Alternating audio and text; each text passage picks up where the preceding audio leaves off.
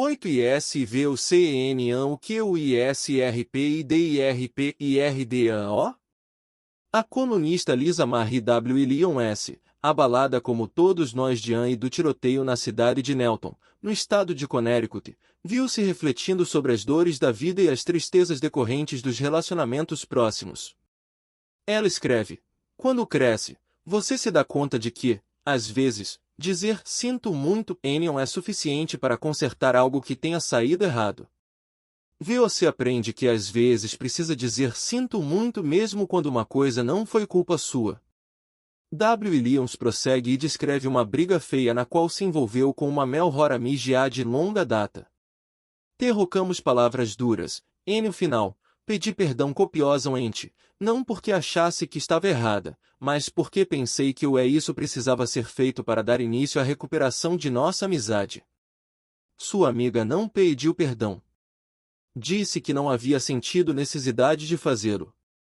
E, disse W. Lyons, que por fim se reconciliou com a amiga, aquilo doeu. Muito. Essa amiga me lembrou um homem de Bakersfield, na Califórnia, que disse o seguinte: sei que errei, mas ela também sabe. Na verdade, foi por culpa de lá que tudo aconteceu. Por que devo pedir desculpas se foi ela que causou todo o problema? O problema com esse jogo de empurra é que a expectativa média de vida de homens e mulheres no Brasil é de mais de 75 anos. Quanto tempo de sua vida adulta você deseja perder nesse tipo de guerra fria, no qual as duas pessoas envolvidas no relacionamento esperam que a outra parte sempre tome a iniciativa de pedir perdão? Conheci casais que passaram 30 anos habitando a mesma casa, mas viviam como estranhos porque tanto o marido quanto a mulher esperavam que o cônjuge desse o primeiro passo para pedir desculpas e fazer as pazes. Um homem me contou que ele e a esposa passaram mais de 20 anos da vida em comum sem se desculpar um com o outro por causa de uma discussão. Ele disse: nem lembrava mais qual era o motivo da briga. Só sei que ela insistia que eu pedisse perdão, mas eu não achava que deveria fazer aquilo. Na minha opinião, ela é que me devia um pedido de desculpas. Aí discutíamos sobre quem deveria tomar a iniciativa até que acabavam os argumentos e ficávamos em silêncio. Infelizmente, esses exemplos não são tão raros. Conheço 2 irmãos que ficaram 18 anos sem se dirigir a palavra porque um deles achou que o outro o havia enganado num negócio envolvendo a venda de um carro.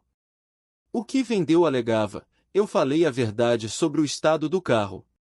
Aquele episódio acontecerá 18 anos antes, e desde então os dois não trocaram mais uma palavra sequer, embora ambos vivessem na mesma cidade. É muito triste quando alguém toma uma decisão consciente de não se desculpar. Por que as pessoas não pedem perdão? Não vale a pena o esforço porque alguém faria a opção pior não se desculpar? Em certos casos, isso acontece quando essa pessoa não valoriza o relacionamento. Talvez tenha havido uma série de brigas no passado, gerando muito ressentimento que ficou guardado no coração. Se a rata mulher disse o seguinte sobre a irmã: desisti de meu relacionamento com ela. Parecia que nada do que eu dizia era suficiente, eu sempre estava errada. Ela me magoou em várias ocasiões, até que finalmente decidi que não valia a pena me desgastar. O esforço não compensava. Instalei um identificador de chamadas no meu telefone, por isso conseguia saber quem estava ligando para mim. Toda vez que minha irmã telefonava, eu não atendia. Era melhor nem conversar com ela. Quando vou visitar minha mãe, procuro ver se o carro de minha irmã está na porta. Se está, sigo em frente e não paro. Não quero mais nenhum envolvimento com ela. Por diversas razões, algumas talvez até legítimas, aquela mulher tomou a decisão consciente de desqualificar o relacionamento que tinha com a irmã. Assim, não se sentia motivada a pedir desculpas pelo comportamento destrutivo que ela mesma sustentava. A culpa foi dele. A segunda razão pela qual as pessoas optam por não pedir perdão é o fato de acharem que sua atitude tem justificativa, pois quem errou foi o outro. Um atleta profissional que se envolveu numa troca de sopapos num barzinho afirmou: não vou pedir desculpas por nada. Ele é que não deveria ter feito os comentários que fez. A filosofia de gente como esse atleta é mais ou menos a seguinte: Você vacilou comigo, e agora vai pagar por isso. Nem pense que vou pedir desculpas pelo que fiz. Você mereceu o que levo, e se voltar a pisar na bola comigo, a coisa será bem pior. Sem dúvida, a preocupação desse sujeito não era a de contribuir para um bom relacionamento, pelo contrário, o que ele queria era se vingar. Esse tipo de atitude não remove as barreiras, na verdade, as cria. Trata-se do famoso bateu, leve-ou, uma forma desprezível de levar a vida, mas que muita gente adota.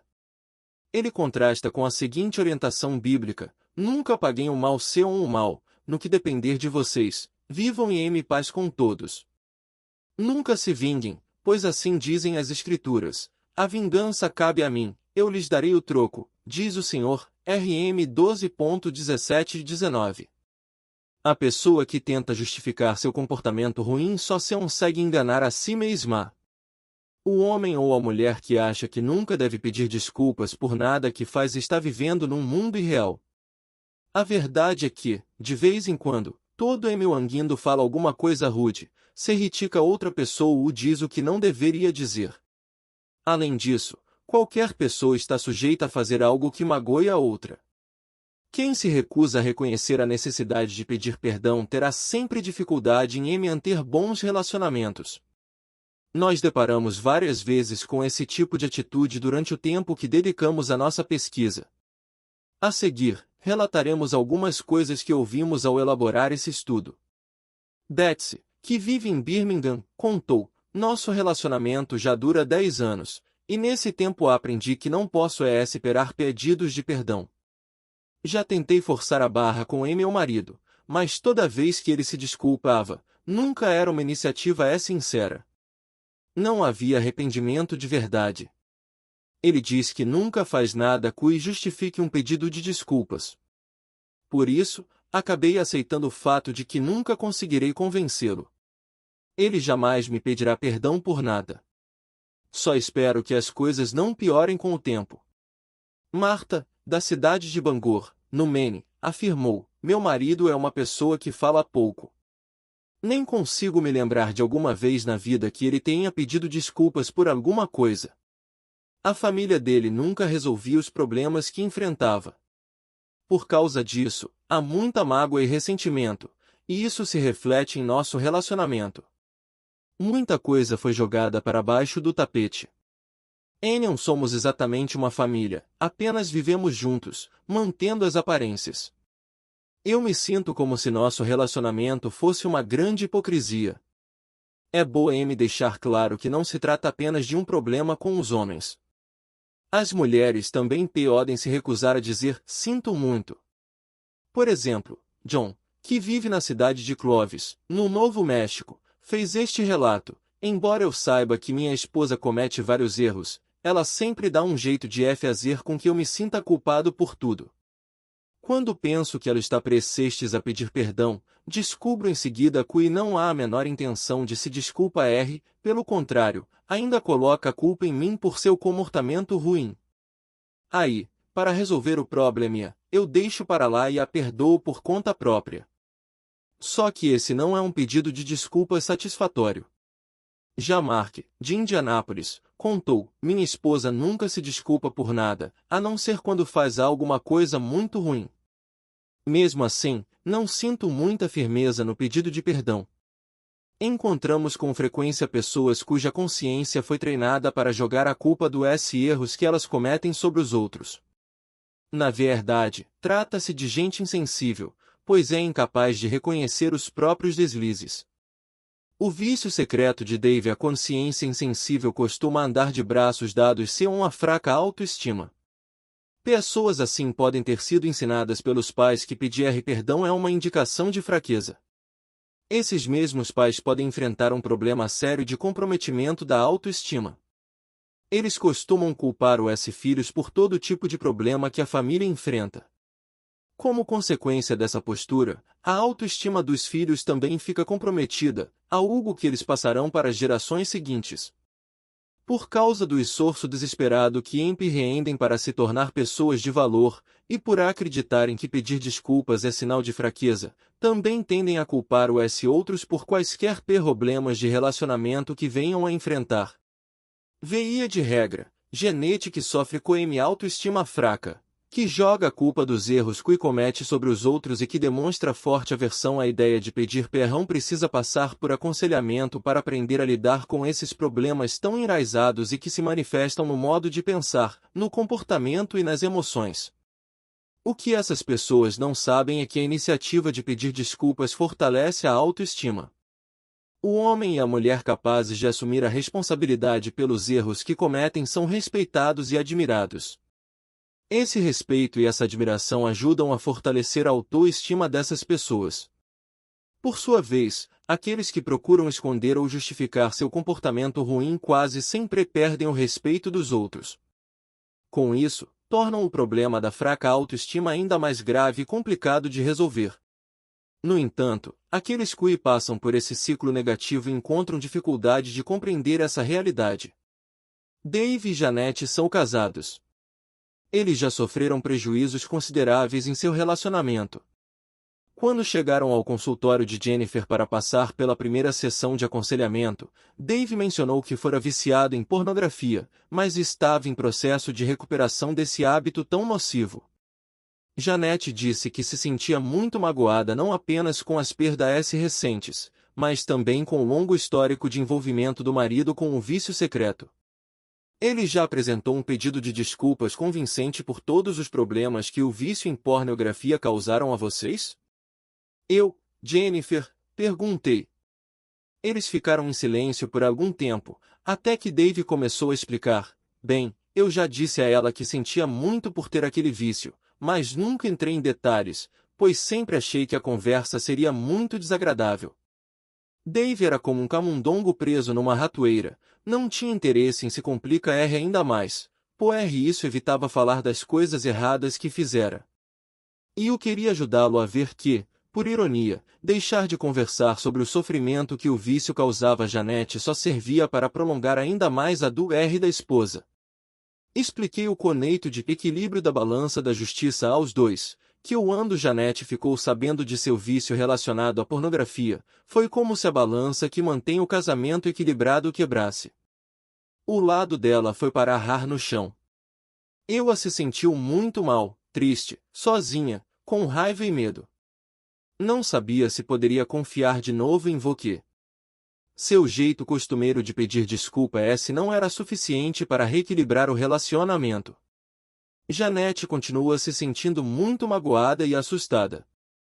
Se a balança continua desequilibrada desse jeito, é bem provável que ela tente aliviar o peso que a oprime atirando farpas contra você. Completei minha analogia dizendo, Ana precisa de ajuda para remover os contrapesos que levaram o lado da balança até o fundo. Você estaria prestando um GRN de serviço a ela e ao casamento se tivessem uma conversa honesta e detalhada, mesmo que você tema o resultado.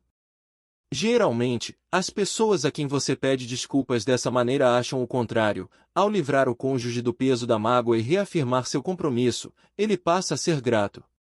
Janete precisa aliviar o aperto no coração causado pela raiva que está sentindo de você. Ela precisa ter certeza da sinceridade de seu pedido de perdão. Só assim ele será eficaz e promoverá a paz entre vocês dois. Dave ouviu com muita atenção. Ele concordou em tentar fazer um pedido de desculpas mais detalhado em casa, e na semana seguinte me apresentaria um relato a respeito disso. O casal voltou uma semana depois, e os dois pareciam ter se livrado do peso que os oprimia. Dave falou o seguinte: tentei fazer aquilo que você disse, e não foi tão ruim que eu imaginava que seria. Expliquei a Janete que tinha consciência de que havia agido muito mal em guardar uma pilha de revistas pornográficas em casa durante tantos anos.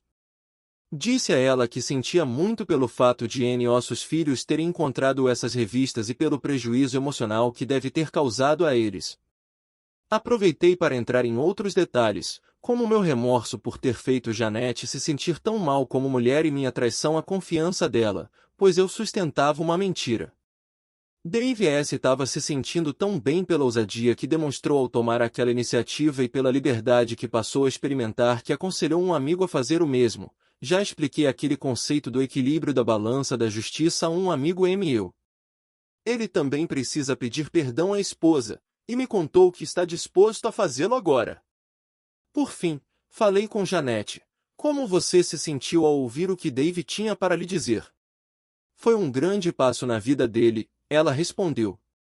Eu já havia desistido da ilusão de ele um dia assumir a responsabilidade por suas atitudes. Agora me sinto mais esperançosa sobre o futuro de nosso casamento. Dave completou. Pior muito timopo acreditei naquela mentira segundo a qual quanto mais se fala de problema, mais complicado é para resolvê-lo. Ignorava minha consciência e, infelizmente, a mensagem que passava a minha esposa era a de que não me importava com os sentimentos dela. Apenas 4 meses depois de pedir perdão à esposa, Dave recebeu um diagnóstico de que tinha câncer em estágio avançado. Hoje ele fica admirado ao pensar em tudo o que aconteceu. Já pensou como seria se eu não tivesse pedido perdão à minha mulher e resolvido esse problema enquanto estava tudo em ordem com minha saúde? Por favor, diga a seus leitores que a necessidade de pedir perdão é urgente, e como é importante fazer isso enquanto temos oportunidade.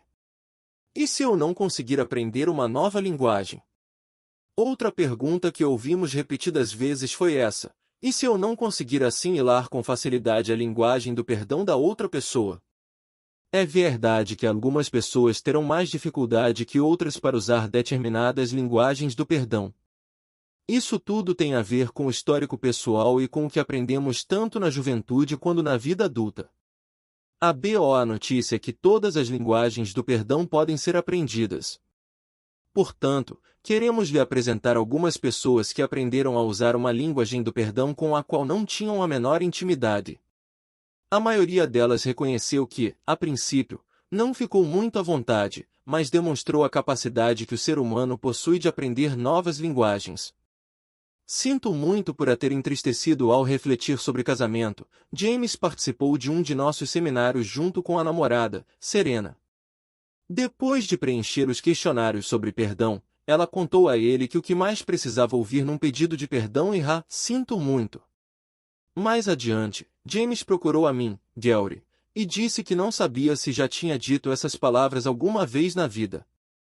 Sempre repensei que homens de verdade não pedem desculpas por nada, disse ele.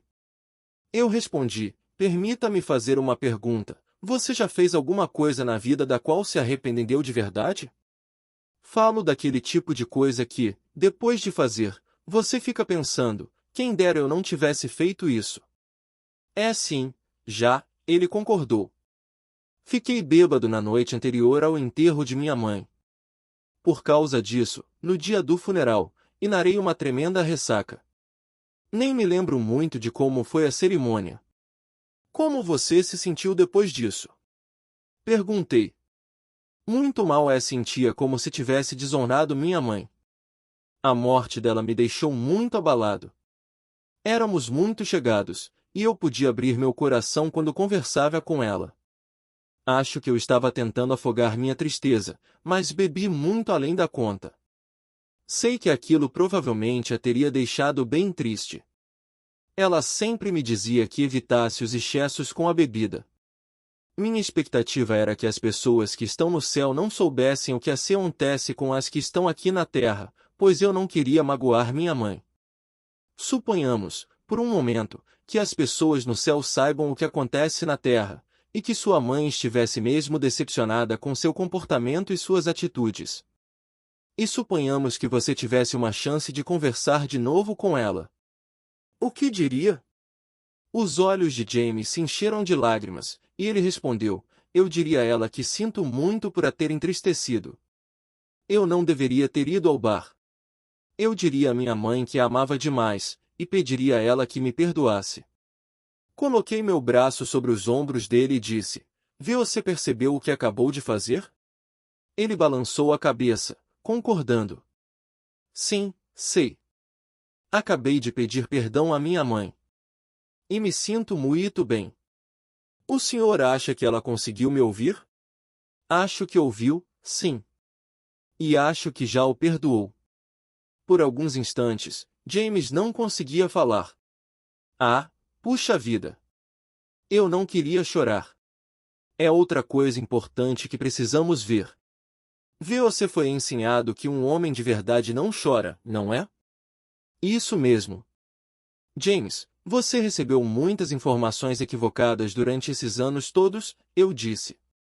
O fato é que homens de verdade choram, sim. Só bonecos é que não choram. Homens de verdade também pedem desculpas. Quando percebem que magoar uma pessoa amada, eles são capazes até de dizer sinto muito. Você é o homem de verdade, James. Demonstrou isso hoje. Nunca se esqueça disso. Se casar com Serena, você não será um marido perfeito, assim como ela também não será a esposa perfeita. Nem é preciso mesmo ser perfeito para que um casamento dê certo. Mas é necessário pedir perdão quando se faz alguma coisa errada que possa magoar o cônjuge. E se dizer sinto muito é a linguagem do perdão primordial de Serena, então é melhor você aprender a usá-la. Entendi, ele falou, sorrindo. Estou muito feliz por ter vindo aqui. Eu também fiquei feliz por vocês terem vindo, comentei antes de ele ir embora. Difícil dizer, difícil admitir. Marcia tem problemas em admitir que está errada, que é exatamente o que seu marido precisa ouvir como pedido de perdão. Não sei por que isso acontece, ela me contou. Talvez seja não me lembro de ter ouvido nenhum de meus pais dizer isso um para o outro. Eles nunca me ensinaram a pedir desculpas também. O que eles sabiam fazer bem era me motivar. Faça o melhor que pode. Busque a excelência. Alcance seu potencial. Mas nunca falaram muita coisa sobre o perdão. Cerca de mês depois de encher o questionário sobre o perdão, Marcia deixou esta mensagem em meu site. Nos últimos dias, meu coração me impeliu a aprender a linguagem do meu marido, e estou tentando fazer isso. De fato, eu disse em voz alta, errei. Não deveria ter feito aquilo. Mas ainda é muito difícil dizer, e mais complicado ainda admitir. A cada sílaba que eu dizia, parecia que tinham passado cola em minha boca. Mas a verdade é que me senti muito bem depois de reconhecer meu erro, como se tivesse tirado um peso dos ombros.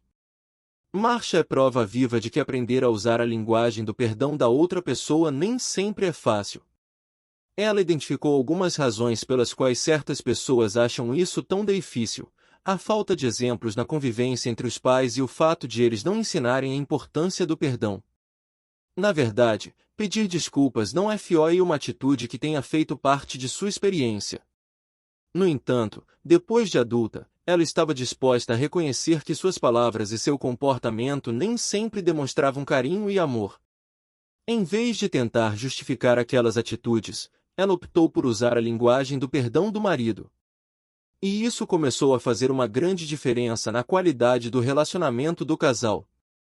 Para aqueles que encontram alguma dificuldade em dizer as palavras errei, não deveria ter feito aquilo, minha sugestão é que se orientem pelo seguinte procedimento: escrevam as palavras abaixo num cartão. Não sou perfeito. Às vezes cometo erros. De vez em quando digo e faço coisas que causam sofrimento aos outros. Sei que a linguagem do perdão primordial da outra pessoa é constatar que assumo a responsabilidade por meus erros, o que fica evidente quando eu digo, errei, não deveria ter feito aquilo. Por isso, aprenderei a dizer essas palavras. Leia essas palavras em voz alta. Em seguida, repita isto, errei, não deveria ter feito aquilo várias vezes diante do espelho. Faça isso quando estiver só, e em voz alta. Quebrar a barreira da verbalização e dizer alguma coisa que sempre lhe foi difícil será o primeiro passo no aprendizado da linguagem do perdão relacionada à iniciativa de assumir a responsabilidade pelos erros cometidos. Parte desse aprendizado consiste na constatação de que ninguém é perfeito. Sou imperfeito, por isso às vezes digo ou faço coisas que magoam ou prejudicam os outros. Quando escolho reconhecer que sou humano, demonstro disposição de aceitar a responsabilidade pelos erros que cometo e peço desculpas a alguém usando a linguagem dessa pessoa, significa que estou fazendo progresso. Posso não conseguir para tais pessoas, verbalizar a intenção de se arrepender, ver ou fazer todo o possível para nunca permitir que isso aconteça outra vez, é difícil. Owen foi muito sincero comigo quando disse o seguinte: não quero prometer que vou mudar, pois posso não conseguir. Eu tenho a intenção sincera de mudar, caso contrário não estaria pedindo desculpas. Mas quando digo que vou tentar mudar, tenho certo receio de que esteja decretando meu próprio fracasso, e isso comprometeria ainda mais o relacionamento. Por que preciso falar sobre essas mudanças? Será que não bastaria demonstrá-las? Owen representa o sentimento de várias pessoas. Contudo, o problema de não verbalizar a intenção de mudar é que a outra pessoa não sabe ler pensamentos. Você sabe que está tentando mudar, mas os outros podem não saber. Para falar a verdade, nós verbalizamos a intenção de nos arrependermos pela mesma razão que verbalizamos as outras linguagens do perdão. Queremos que o outro saiba que reconhecemos o erro cometido, valorizamos o relacionamento e temos interesse em receber o perdão. Alison, que vive em Mobile, no Alabama, expressou-se assim: meu marido não acha que dizer coisas como sinto muito, errei, por favor, me perdoe e vou tentar nunca mais fazer isso signifique grande coisa. Mas, pelo fato de ele não usar essas palavras para se expressar, só presumir que não sente muito pelo que fez, não percebe que cometeu um erro e não tem a menor intenção de mudar sua atitude. Mesmo que ele sinta muito pelo que fez e queira mudar de verdade, não tenho como saber. Sem as palavras, como posso ter a certeza de que meu marido está arrependido de o que fez e está mesmo tentando mudar seu comportamento?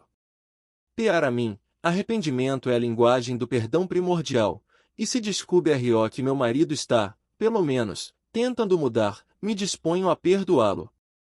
Mas o fato de ele não me dizer isso é como se não estivesse usando minha linguagem do perdão. Assim fica difícil acreditar que esteja sendo sincero. Alison deixa bem claro que demonstrar a intenção de mudar é o primeiro passo no uso da linguagem do perdão relacionada ao arrependimento. Não estou sugerindo que você deva prometer nunca mais cometer o mesmo erro. O que precisa é demonstrar que empreenderá todo o esforço possível para não repetir o comportamento que magoou a outra pessoa. Essa iniciativa conduz ao sucesso. Mudar padrões de comportamento estabelecidos há muito tempo pode ser uma tarefa muito difícil. O primeiro passo é tomar a decisão de mudar. Aí, com a ajuda de Deus, você começará a trilhar a estrada que conduz a uma mudança positiva. A maioria das pessoas se sentirá motivada ao ver seu esforço, e com isso terá maior disposição de perdoar você quando tropeçar em algum obstáculo do caminho, desde que você também seja capaz de confessar seu erro. Não permita que o medo do fracasso o impeça de dar os primeiros passos na estrada do arrependimento e do sucesso. Se essa é a linguagem do perdão primordial da outra pessoa, nada poderá substituir as palavras: vê-o fazer o possível para mudar esse comportamento ruim. A partir daí, é preciso elaborar um plano de ação que conduza você ainda mais longe na estrada do sucesso e da cura de antigos ressentimentos. É possível exagerar na dose? Em nossa pesquisa, encontramos várias pessoas que admitem pedir desculpas quase diariamente. A qualquer momento que surge alguma situação de tensão entre elas e outras pessoas, imediatamente se desculpam. É como se eu desse um tiro no pé. As pessoas que tendem a exagerar na dose quando pedem perdão agem assim por diversas razões. Algumas se desculpam o tempo todo porque fazem ou dizem coisas que causam dor e sofrimento a outras com frequência. Jeremiah fez este relato: tenho mais experiência nesse negócio de pedir desculpas do que minha esposa. Isso acontece porque estou dando tiro no pé o tempo todo. Sou uma pessoa muito extrovertida, e às vezes isso me mete em confusões. Digo coisas sem pensar, e depois percebo que fiz minha esposa ou algum colega de trabalho sofrer. Por isso, vivo me desculpando. Emma diz que o marido, André, pede perdão várias vezes por uma razão muito parecida, Todo dia ele faz alguma coisa que o obriga a se desculpar. A princípio, achei que ela estivesse brincando, mas percebi que não falou aquilo rindo. Por isso, perguntei: Você está falando sério, não é? Sim, estou, ela respondeu. Nunca encontrei um homem tão insensível quanto meu marido. Mas ele logo pede desculpas. E eu só queria que ele aprendesse a parar de fazer bobagens. Assim, não te ria de pedir perdão o tempo todo. Para gente como Jeremy Andrew, o problema não reside na incapacidade de pedir perdão, e sim na falta de habilidade para conduzir relacionamentos. Eles aprenderam a lidar com sua deficiência dessa maneira, pedindo desculpas o tempo inteiro, sem restrições. Uma alternativa mais satisfatória e duradoura para essas pessoas seria assistir a aulas sobre como desenvolver habilidades que melhoram o relacionamento, procurar aconselhamento pessoal ou ler livros que falem dos fundamentos que norteiam as relações positivas entre as pessoas. Assumo que o erro foi meu entre as pessoas que tendem a exagerar no pedido de perdão, às que sofrem um problema de comprometimento da autoestima. Lu, que é uma mulher solteira de 35 anos. Ela disse: geralmente acho que tudo o que acontece é por minha culpa, no trabalho, em casa e em todos os meus relacionamentos. Acho que nunca me senti bem na vida. Por isso, quando as coisas não dão muito certo nos relacionamentos, eu simplesmente assumo toda a culpa e peço logo desculpas. As pessoas costumam me dizer: não precisa se desculpar por causa disso. Você não fez nada de errado. Mas sempre acho que estou errada. Patrícia vive em Phoenix. Ela e Dave se aposentaram bem cedo, e mudaram de Michigan para viver num lugar de clima mais quente. Ela contou o seguinte a respeito do marido: sempre que Dave pede desculpas por alguma coisa, ele diz: sinto muito. Mas fala isso com aquele tipo de atitude: sei que sou um inútil e não faço nada direito. É claro que ele não é um inútil. Pelo contrário, é um grande homem de negócios. Se não fosse assim, ele não teria se aposentado tão cedo. E não faz tantas coisas assim que exijam um pedido de desculpas. Acho que o problema dele tem a ver com autoestima baixa. Mas ele exagera no pedido de perdão. Nunca tive a oportunidade de conversar com Dave, mas tive a impressão de que o problema dele poderia estar relacionado a um comprometimento da autoestima causado por alguma experiência na juventude. Ou, então, o exagero nos pedidos de perdão seria uma maneira de reagir a uma mulher excessivamente crítica que via defeito em tudo o que ele fazia desde que se casaram. Aceitar essa condenação poderia ser uma forma de enfrentar o problema. Em ambas as hipóteses, não havia dúvida de que a autoestima dele estava em baixa. O caminho rumo a um relacionamento melhor provavelmente passaria pelo acompanhamento de um conselheiro, com quem Dave aprenderia a lidar com a imagem que fazia a respeito de si e a formar um novo conceito de sua identidade. Ele estava preso a um padrão de fraca autoestima que não precisava acompanhá-lo por toda a vida. Quero resolver logo isso. Muitas pessoas detestam passar por situações de conflito e fazem questão de resolver os problemas o mais rápido possível para que tudo volte ao normal o quanto antes. Elas estão sempre dispostas a assumir a responsabilidade e pedir perdão para acabar logo com a contenda, mesmo que não achem que foram as culpadas pela confusão. Não gostam da sensação de desconforto emocional provocada por longas discussões sobre determinado assunto. Para elas, é muito mais cômodo pedir desculpas, assumir a culpa e torcer para que tudo volte logo ao normal. Veja a seguir alguns exemplos que destacamos de nossas pesquisas, envolvendo pessoas que se incluem neste grupo. Se quero ir bem, preciso primeiro resolver todos os problemas, afirmou Glória, casada com Frank há 20 anos. Eu sempre peço desculpas a meu marido mesmo quando estou com a razão. Assim, consigo acabar com a discussão e colocar a cabeça no travesseiro com a consciência limpa. Calvin vive na cidade de Nova York e participou de um evento sobre como aprimorar a relação conjugal que ministrei. Ele me contou: fui criado em um lar em que praticamente não havia discussões.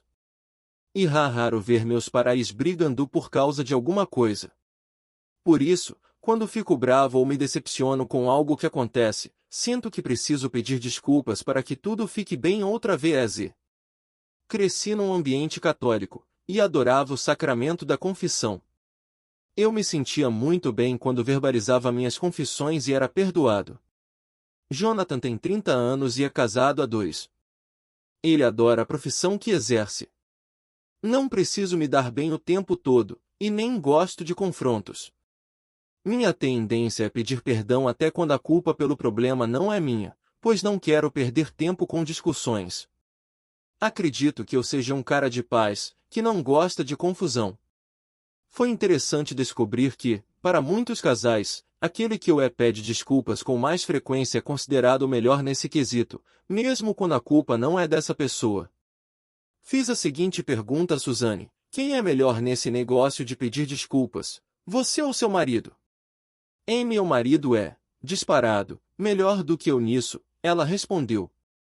Na verdade, eu diria que ele se desculpa em 90% das vezes que temos um problema, mesmo quando não fez nada errado.